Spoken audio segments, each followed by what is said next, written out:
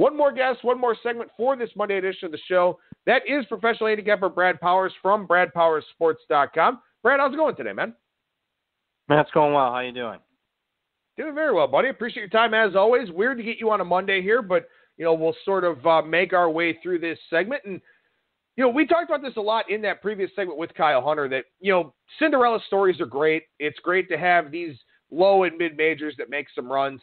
Also, it's pretty great to have 15 or maybe even Oregon making their way up there now, but 15 of the top 20 teams in the nation, here in the Sweet 16. Yeah, I much prefer what we got for this upcoming Sweet 16. I mean, it's fun to have a couple Cinderellas, but I've heard it from many people, and I agree with it. When it comes to the NCAA tournament, Cinderella's invited, but she's got a curfew. So I'm glad to see the best teams in the country advance here. And well, what the hell, the way Oregon's playing, I mean, I definitely consider them to be one of the best, at least at this point. So, coming into the tournament, I post my power ratings out there, and happy that, 15 of my top 16 teams entering the tournament are sitting here in the Sweet 16. Well, and you had a nice little sweat yesterday. I know you've got a ticket that you posted on Twitter at Brad Powers at number 7. Duke not to win the NCAA tournament. Man, you almost cashed that damn thing this weekend. Yeah, that would have been nice. Now, to be perfectly frank, I've seen this time and time again. A lot of, throughout the history tends to repeat itself, but there's been, if you follow the last 20, 30 years, there's been a lot of national champs that have a scare in the second round, and that kind of wakes them up. I'm a little worried here. Obviously Duke showed some weaknesses, but I got a feeling that I think people are going to overreact to that, and I wouldn't be a bit surprised Duke has a big rebound type of performance in the Sweet 16. All right, so let's talk about that game, I guess, here, since it is the top one on the board. This is Friday's, one of Friday's 2 late games, Duke and Virginia Tech. You caught the tail end of the segment while you were on hold there when we talked about Duke and UCF. UCF just felt like a matchup problem for Duke. They've seen Virginia Tech already this season, really see Virginia Tech every year they're in conference play. They're a 7.5, 8-point favorite for the books that have opened up. You feel like that was that scare that kind of gets them going, huh? Yeah, I do. Although, I mean, I still think generally speaking, Duke's overrated. But obviously, they're a little bit of revenge factor here. They lost to Virginia Tech earlier this season. I get it. Virginia Tech was missing their guard, but obviously Duke didn't have Zion in that game, and he makes all the difference in the world. The thing that would concern me though is, Duke. It's not like Duke played a really bad game against UCF, Adam. I mean, they had one of their best 3-point shooting performances of the entire season. I mean, they hit 10 threes, and keep in mind, Duke's one of the worst 3-point shooting teams in the entire country. Duke had to hit 10 threes against UCF and still almost lost that game. I'm not going to have a significant play here. I do fully agree with you when you're wrapping up that latest segment. I'm waiting to see if there's a lot of anti-Duke sentiment out there. Maybe I can catch a little bit of a cheaper number because, just generally speaking, I do think the 7.5 is more on the cheaper side compared to what we've seen Duke laying here recently. With that being said, I think Duke's on like a 3-10 run against the number.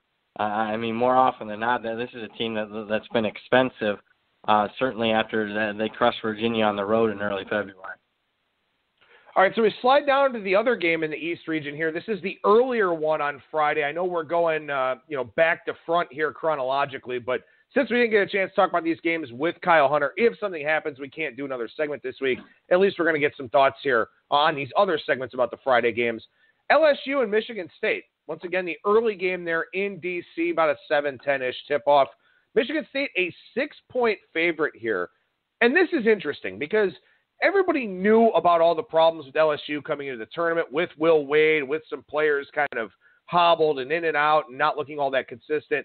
They played 2 very close games in the first and second round. Now they get Sparty. I'm curious to hear your thoughts on where this line goes and how you see this game. I was hoping for a cheaper number on Michigan State. 6 looks about right. I mean, LSU does probably have the more talented players, but to be perfectly frank, I can't remember a bigger coaching edge in this round of the NCAA tournament than Tom Izzo versus an interim coach in Tony Benford for LSU. I think and I can't even quantify how much it's worth. A couple of points at least as far as Izzo's coaching edge here. I mean, we've seen LSU very unfocused and undisciplined, obviously in the first couple of round games, and even go back to the SEC tournament game where they've blown some big leads. I think some in-game live might be nice to take advantage of some, maybe Michigan State a little cheaper, but I got the more experienced team in Michigan State, in my opinion, and the more mature team psychologically. I got the way better coach. Big Ten's performed quite well. I guess the SEC has also so far, but I got the much better defense. I'm going to lay it here with Sparty minus the 6. All right, so as we look at the potential Elite Eight matchups here, looks like you're pretty convinced that we get that Duke-Michigan State game that we all sort of talked about last week on the show, where Michigan State felt like they got disrespected being the number 8 overall seed here in this thing, despite beating Michigan 3 times and winning the Big Ten Conference Tournament. Looks like this is the matchup the committee wanted with Duke and Michigan State. Where do you put that number, Brad? Duke probably 3, 4, maybe on the 4 side there. Izzo has struggled against Duke in the NCAA tournament if you go back through it, a couple of Final Four losses. But I think this year's team's a little bit better matchup. Again, they're going to have a vast experience edge over the Blue Devils. Keep in mind, Duke's very when you talk about their bench, they're not very deep by any stretch, and that's that second game where we've seen Duke, a little bit struggle there. So, I'd like to be on the Sparty side on that one. It'll be interesting to see what the line comes out. But I'm guessing Duke 3.5, 4 points is what the line. Do you disagree with that? No, I think that's pretty fair. I mean, if Duke goes out and looks like the Duke team we expect against Virginia Tech, maybe we see 4.5, something like that, especially if Michigan State struggles with LSU, because that's something, too, here. We talk about public moving the lines in March Madness. It kind of increases the impact public perception can have on some of these numbers. So if you get a Duke team that wins that game by 15, Zion looks like he can't be defended, maybe Reddish or Barrett go off, that's probably going to inflate this number a little bit, just because, Michigan State will have played Bradley, Minnesota, and a watered-down LSU team. That's a good call there, that the fact that Michigan State got a relatively easy draw. So, you got to consider that a little bit, where, I think Virginia Tech's clearly a top 15 team, even better than LSU, in my opinion. And obviously Duke just got a sneaky good UCF team that presents some bad matchups. So, that's something you got to consider, but there's no question about it. The public has more of a say in these college basketball lines this time of year than any other point of the season, and always, I think you can always sneak in an extra half point or so of value as far as overreaction. So I'm always looking to take advantage of it when it comes to, whatever round it is. But obviously, when you're talking about the same weekend, you tend to see a lot more overreaction when it comes second round and Elite Eight than anything. All right, so we move down to the West region here as we'll stay on the left side of the bracket. Gonzaga and Florida State, this is a Final Four caliber game in the Sweet 16. Obviously, there's a history between these two teams, too, with Florida State knocking off Gonzaga here recently. What a great game this is. I mean, that's my favorite part of this. Gonzaga's a 7-point favorite, total 146.5. I don't know if I'll have any interest in betting this game. You could bet I'm going to be watching it, though. Yeah, it looks a little pricey because, just Florida State presents a lot of matchup, problems for any team, including we saw last year the Gonzaga game. It is a tough travel spot for the Noles. Going from Hartford to Anaheim, something I get it. Everyone flies first class anymore, but still a lot of travel in a 4 or 5 day period for Florida State that across the country that they're not used to. Crowd advantage would be for Gonzaga. Obviously, got the revenge factor for Gonzaga. But with all that being said, if you're asking me who I'd prefer to take here, I'd prefer to be on the Florida State side, especially getting a 7 number. I'm wondering if the line goes up maybe a little bit. We've seen Gonzaga take some money. Took a lot of action in the Baylor game. Public was kind of anti-Florida State. That was one that I was not surprised. Everyone got on the Ja Morant wagon there. But, the money came in against Florida State in the second round. So right now 7, lean Florida State. If I can get a 7.5 out of there, then I got to bet. I'm glad you mentioned the travel situation. And there's one other potential home court advantage spot I want to talk about over on the east side of the bracket, or on the south side of the bracket, but on the right-hand side of the bracket. Before we get to that, though, Texas Tech and Michigan, a much different game than Gonzaga and Florida State. Yeah. It's a game that I think a lot of basketball purists are going to love, and a lot of people that want entertainment value are going to hate. So what do you think about it here with Michigan as a 2-point favorite and a total already on the move down from 126.5 to 124.5? Yeah, I mean, it's going to be a good one. I really like both coaches. I mean, they don't get the respect nationally of a Coach K or a Tom Izzo or a Calipari, but, I mean, John Beilein's as good as it gets in college basketball right now, and I think one of the best up-and-comers is Chris Beard at Texas Tech, already showing his worth, Elite 8 last year, now Sweet 16 this year. Obviously, the best two defenses in the country, them and Virginia. These two teams, clearly, I think those three teams are the best three defenses. Temple's going to be slower. In this one, it's going to be grinded out. I think Michigan's got a little bit more versatility, especially with Charles Matthews back in the lineup for them. That seemed to have made a difference for Michigan. And really, when they're not playing Michigan State, I mean, you can make a case that Michigan is more like a 1 seed instead of a 2. Looking at it, Jarrett Culver's the superstar for Texas Tech, but if it'll be interesting to see if Michigan can have a game plan to slow them down. I don't know what other options Texas Tech has offensively. So even though I picked Texas Tech to advance in this game, from what I've seen from Michigan in the first couple of rounds, and again, not looking to overreact or anything, but man, John Beilein this time of year is about as good as it gets. So right now, first reaction would be to lean with Michigan. And of course, I mean, the only way I'd bet the total is go under. So I would say this: if you're looking to bet the under, I'd get at that one right now because I only see that line continuing to drop. And the thing is, I mean, it's not even Beilein in the NCAA tournament, and that's where coaches get the coaches either get the respect from recruiting or what they do in the NCAA tournament. But what Beilein's done the last, essentially 3 years in the Big Ten tournament, I don't think people give that nearly enough respect. But we're talking about quick turnarounds, playing day after day. Michigan was an 8 seed in one of those, I believe. I mean, this dude in the month of March, we talk about Tom Izzo having his teams ready in March. John Beilein has, I think, taken that throne as far as the Big Ten goes.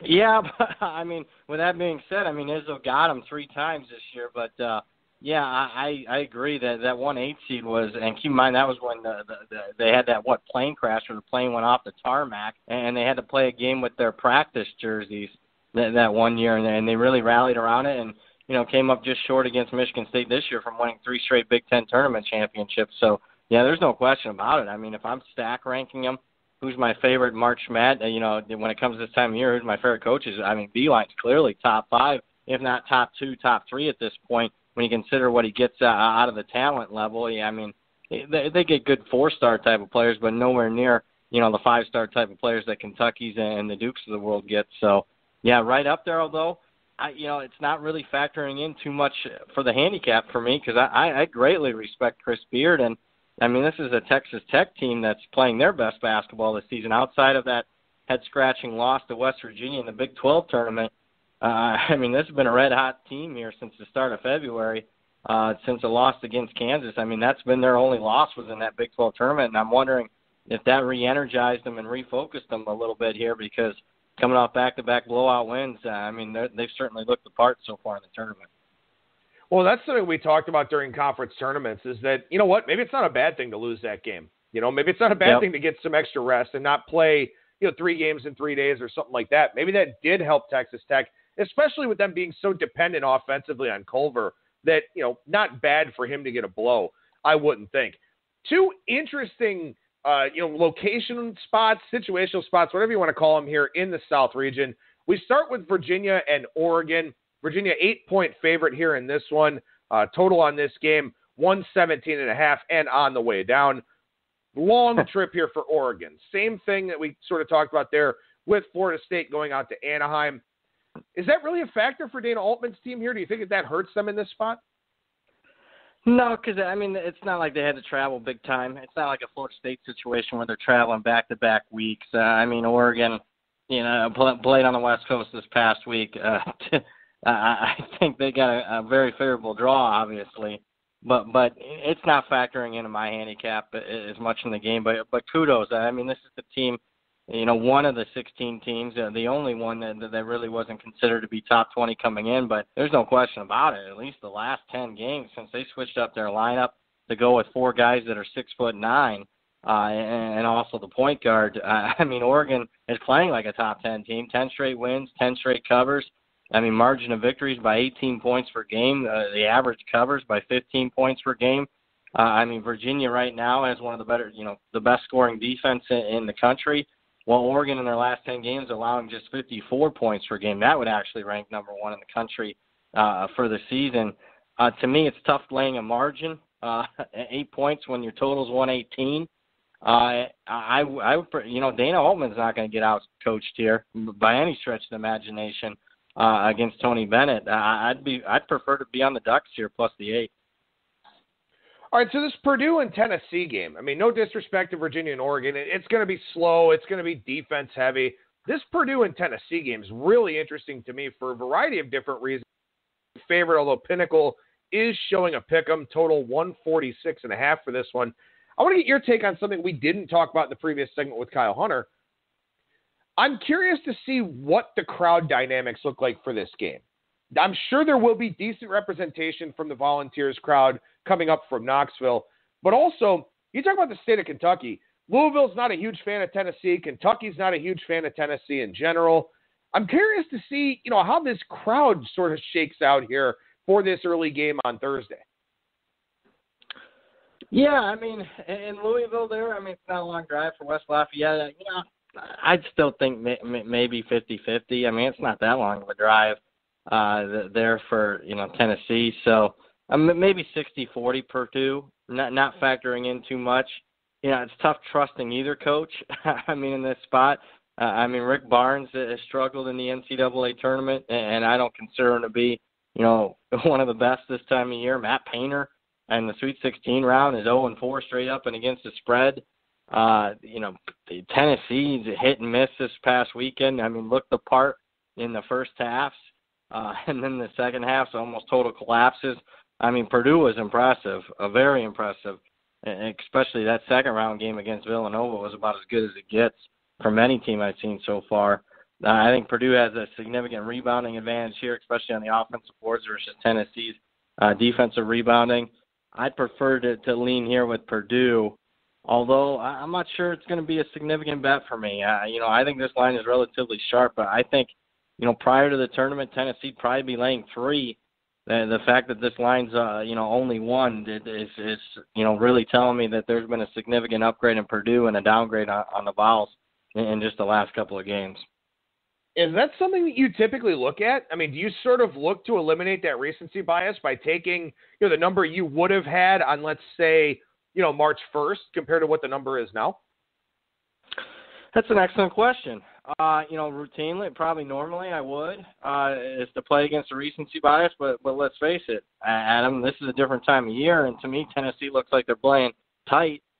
Purdue's, maybe we just talked about it with Texas Tech a few minutes ago. Maybe an early loss helped them out, reset their season in the conference tournament. Maybe that's what we saw with Purdue, bowing out early to Minnesota as a 10-point favorite. Maybe got them a little bit refocused and re-energized for the NCAA tournament. Tennessee had that long, not a long run, but obviously played 3 games in 3 days and 2 very emotional games against Kentucky and then Auburn in the SEC championship game. It didn't look like Tennessee had their legs, particularly in the second half against Colgate and also Auburn. Now they're going to have several days off here, but Tennessee did play an extra overtime session there. Got to travel again. You're playing on Thursday. I think Purdue's the more rested team after a couple of blowout wins, and obviously we've only played a couple of those games in the last couple of weeks. I think the Boilers from an energy aspect are the play here. Maybe in-game live betting, I'd be looking to take Purdue maybe at a bigger number come the second half.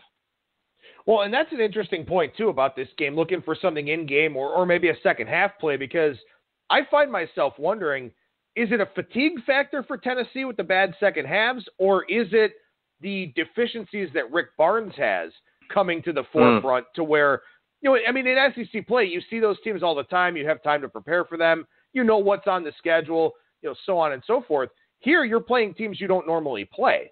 So you got to make some more adjustments on the fly here. Doesn't really seem like that's Rick Barnes' thing. Yeah, at least so far it hasn't. But again, with that being said, I prefer a guy with a little bit more success, this time around. Matt Painter's, not been good in this tournament, especially in the Sweet 16. So, I don't think I'd still probably prefer Painter over Barnes, but it's not by a significant margin. I don't know if it's a lack of focus. It's certainly not a lack of talent for Tennessee. I think they're the more talented team here, but a lot of ups and downs and inconsistencies as far as what I've seen, at least in the first couple rounds of the tournament. All right, so we move down to the Midwest region here. In Kansas City, Missouri, Kansas gets knocked out, so they don't get that de facto home court advantage here in the Sweet 16 round. We get North Carolina and Auburn. And North Carolina, really dominated that Washington matchup zone, kind of what we expected because, they see it all the time with Syracuse with, former Boeheim assistant Mike Hopkins there. So pretty favorable draw for them. Whereas Auburn, they had to earn it in the first game, probably should have lost to New Mexico State, quite frankly. And then, with that win over Kansas, take care of business there. What do you think about this one? Roy versus Bruce Pearl, two very talented offensive teams. How do you see this one? Yeah, the early money's coming out of the total. I'm not afraid to. So maybe if that continues to climb, I'll probably talk myself into betting the under just out of spite to have that kind of high of a total this time of year in the NCAA tournament. Obviously, Auburn's a high variance type of team just because they rely so heavily on the three-point shot. I think they're top 10 in the country as far as, the amount of attempts from three-point range compared to, how many field goals they have. So it could be a high variance game. I could see Auburn winning the game outright. I could see them losing by double digits here.